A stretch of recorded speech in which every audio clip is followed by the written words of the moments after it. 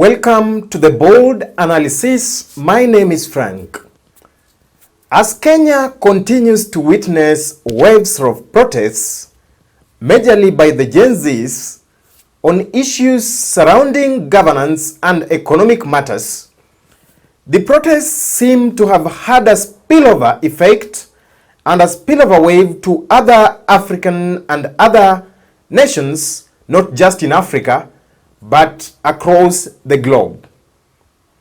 The issues seem to be more or less the same. Today, majority of the Kenyan youth have taken to the streets with calls for Occupy JKIA trending online as youths march to the airport in order to occupy it after reports of how the government is intending to give the ownership tender of maintenance to a foreign company that it will be leased for 30 years. Here's a speech by Kisii Senator Richard Onyonka on the same. What everybody thinks. I mean, I repeated when we started here. Why are they going to the airport? Imagine we are signing off our airport to be run by a private company, which is going to hold that for 30 years. And after the contract expires, they would keep equity in that arrangement of our airports at the rate of 18%, eternally. How did somebody sign an agreement like that? You see, so the questions that we have got... Did you as elected leaders have wind of whatever arrangements or whatever agreements were going on with the... Actually, I was the whistleblower. I'm the one who has presented all the documents to the Senate, and I've given it to the media, if you check. It was a whistleblower from France, a Kenyan, a young Kenyan boy who has been working in the sovereign fund of some country, saw the document passing through his desk. He forwarded to me, he said, Onyonka, the airport is gone. I don't know what you're gonna do. Try your level best. These are the facts. Why can't the president stop anybody playing these corruption games? That is the Kenyan problem that is currently being witnessed across the country. But just across our borders, the Ugandan Gen Zs and youthful protesters have also vowed to take the streets, and they've actually, at the time of coming live, they were already on the streets on a historic march to the Ugandan parliament, an inspiration by the events of June 25th by their Kenyan counterparts who had a march to the parliament following protests against the finance bill. I've even seen the president of Uganda yesterday making a speech and warning the youthful protesters that they are playing with fire. And he said something within his speech that, why are you protesting, yet we've given you food. My friend, food. So to a leader like Yoweri Museveni, having a necessity like food should just be sufficient to you that now you are not allowed to come out and talk about your interests and rights. Here's the speech by Yoweri Museveni. Now, my question is, what right then do you have to seek to generate chaotic behavior? What right do you have? We are busy producing wealth. You are getting cheap food. Other people in the other parts of the world are starving. They are crying for hunger. And you here, you want to disturb us. You are playing with the fire because we cannot allow you to disturb us. Demonstrate, when you demonstrate in a place like Kampala, people are sitting on the roadside. Are you going to step in people's products? You are playing. Do not have such ideas in your head. If you want, contact Nakarema on a day when there is no Sunday, there's no traffic here in the center. At least we can go to Korora and talk nicely about whatever we want to talk about, but do not bring don't be tempted to bring chaos, step on people's products on the road. So we are wealth creators. We have defended the direction of Uganda's revolutionary path in the past, and we shall defend it even more now. So please join us if you can, but if you can't, don't disturb. With these few words, I thank everybody for listening. That is the level of unfortunateness that the Ugandans are meeting.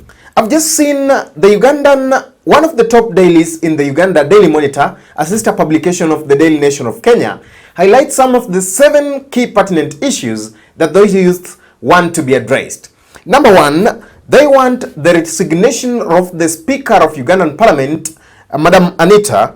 And number 2, they want the reduction in the number of MPs who are representing them. That is an over-representation case. Just a similar case as it is in Kenya. People have been saying that, we are over-represented, and that's why we cannot manage our wage bill, and our issues to do with the economy are really disturbing. Number 3, they've also shared something on the need to reduce corruption in Uganda. A similar case and point as it is in Kenya. The other thing that they want to be looked into is the auditing of the lifestyle of the Ugandan members of parliament. The other day, we were calling for an audit on the lifestyle of our leaders, and in particular, the cabinet that the president had earlier dismissed.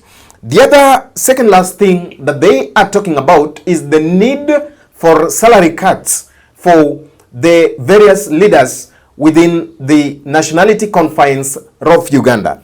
The last thing that they want to be addressed is on the issue of the democratic rights of the Ugandans. I see them as more or less similar issues as the issues that are being raised in Kenya. So, it means that in the countries that we are witnessing these waves of protests, and that does not rule that in the countries that we're not witnessing the same, the things are there. It is a problem perpetuated by, I tend to think, a lead of some tyrant leaders who think that the presidency revolves, starts, and stops around them. No discussion or no debate should be taken on the presidency as long as they are the leaders. They want to rule and not govern. They want to rule and not being questioned. That is the problem that we are having in Kenya. If that is solved today, then I believe that no Kenyan youth would be on the streets. Of course, I've seen some sentiments that were made by Sirisia Member of Parliament, Honorable John Waluke, yesterday, where he was saying that I agree with Ruto that it is time to put an end to this Gen Z protests. All the demands that they had Ruto listen to them. As MPs who voted yes, we are happy that Raila has joined Ruto to protect this country. I saw Museveni warning the youth in Uganda. We want Ruto to be like that. Who says that in a modern day Kenya? Who says that?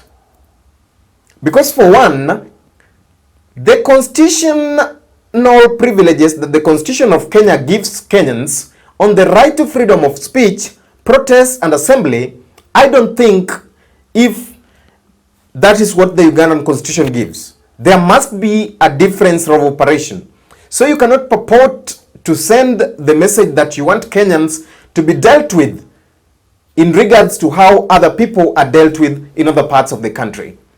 The situations in Uganda are really saddening. I'm just sharing some video overlays on the arrests that are being made and the kind of patrols that are being undertaken in Uganda by members of the Uganda police force. They have a police force. We have a police service.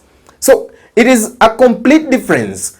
It is a country where the president has been in power since the 1970s, I think so. But in Kenya, the constitution provides for an end to term limits. So for the likes of Major John Waluke, retired of course, to purport to say such kind of sentiments does not reflect the values, ethos, and principles that are enshrined under the Article 10 of our Constitution, Kenya 2010. Such are very much unfortunate sentiments to come from a leader like him. I don't know whether it's so that he can be preferred by Ruto or not. I've seen some youth march to the JKIA today morning, just a video here, and also entrance to Eldoret Airport. The international airport in Eldoret, motorists were being searched upon entry. Just to share with you some of the videos.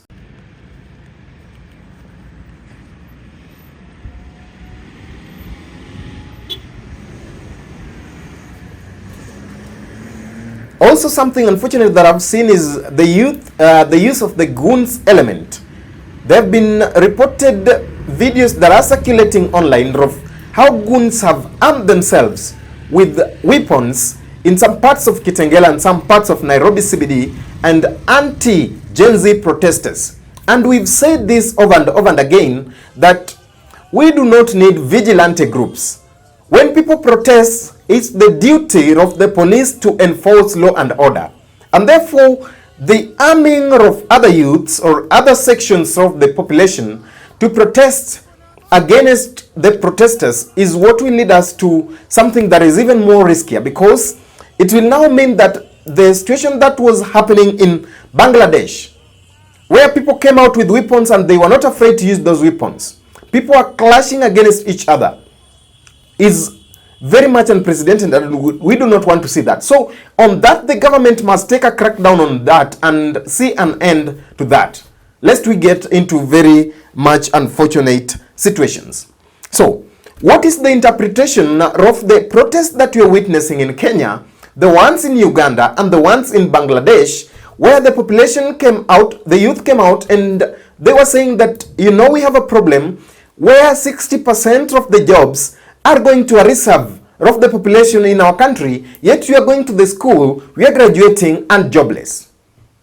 So you see, these are shared issues. They are shared concerns that cut across the board. Number one, the first interpretation of this is that there must have been an inspiration, because when there was fight for independence during the colonial times, the African states that were getting independence, they were getting independence at almost the same time. You look at a case of Kenya, Uganda, and Tanzania almost in the 1960s. You see.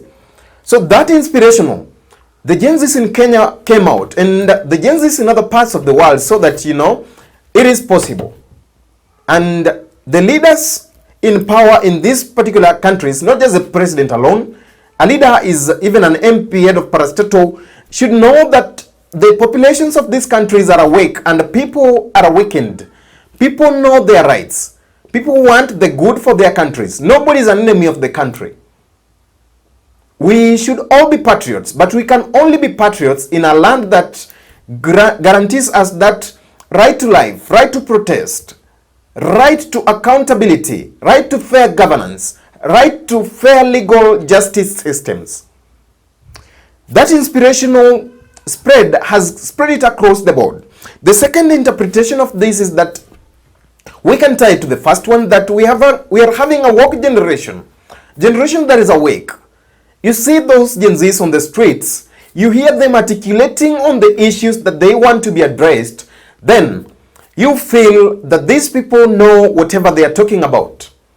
They are not just people who have come out for maybe viewership or to be seen that now we are protesting or we are creating an archaic or anarchy situations in our country. But we are demanding for the very fair rights of our fair existence as the citizens of these countries. So that is it. I even saw somewhere in Uganda where the Ugandan police force was locking up opposition figures in their offices yesterday, dragging them out of those offices forcefully. I even saw somewhere where they went with a tow vehicle, the flatbed vehicle, where they were towing the vehicles of those politicians away from those offices. That was yesterday, yet the protest was supposed to take place today. The third interpretation of this is that we are likely to witness a serious reorder and reorganizations that would see leaders who want to behave like tyrants and leaders who want to be corrupt and not accountable to the people will be maybe forced or will be shoved aside. It is either they shape up or ship out. That is a clear interpretation of the same. You know, in as much as we are taking them lightly, and for leaders who are maybe advising the president that you should not heed to these calls, that you should crack the whip, you know, the constitution therefore limits some of the powers on the extent as to which the president can crack the whip. That is the first thing that they're not recognizing. And the other thing that they're not recognizing is that when the wave is too much, then nobody can hold the ground. The wave will carry you away. So they must be honest with themselves, and they must be honest with the president. I even heard somebody was saying that for some of the reappointed members to the cabinet, if they are patriots to this country, then if the people are against their reappointments, then they should tell the president the truth and tell them that, you know, for the greater good and benefit of our country, we are not going to take up these roles. The fourth interpretation of this is that there are serious economic dilemmas and problems that are facing the youths in these specific countries, the instance of Uganda, Kenya, and Bangladesh. They're calling out for employment opportunities. There is high rate of unemployment. There are high numbers of economic crimes such as corruption, tribalism, nepotism, name them, in terms of state appointments and jobs. You know, it even comes at a time when, with the suspension of the finance bill and the austerity measures that are put in place, for example, the Kenyan government is not going to hire for the next 1 year. Nobody is going to be employed by the government. And you ask yourself, what is the implication of that when government provides for over 70% or over 65% of the employment opportunities that are to be gotten by these Gen Zs who are on the streets? The fifth interpretation of this is that there is need for a serious accountability to the people that elected you to power, and transparency in as much as or in as far as how you govern is concerned. People don't care about who is in power, but they care about how much accountable you are and transparent to them. The last interpretation of this is on democracy and governance. People are demanding for their democratic rights. They are demanding for just society where there are no extrajudicial killings, forced abductions, police brutality, you know, economic crimes and social crimes that are perpetrated and committed against the populations in this country, and proper and clear structures of governance, no overrepresentation, reduced wage bills, name them, all that. That is what these protests are all about. And from where I sit, I don't know what is so much hard about addressing these particular pertinent issues such that our countries can be peaceful. That marks the end of our analysis. Thank you for watching.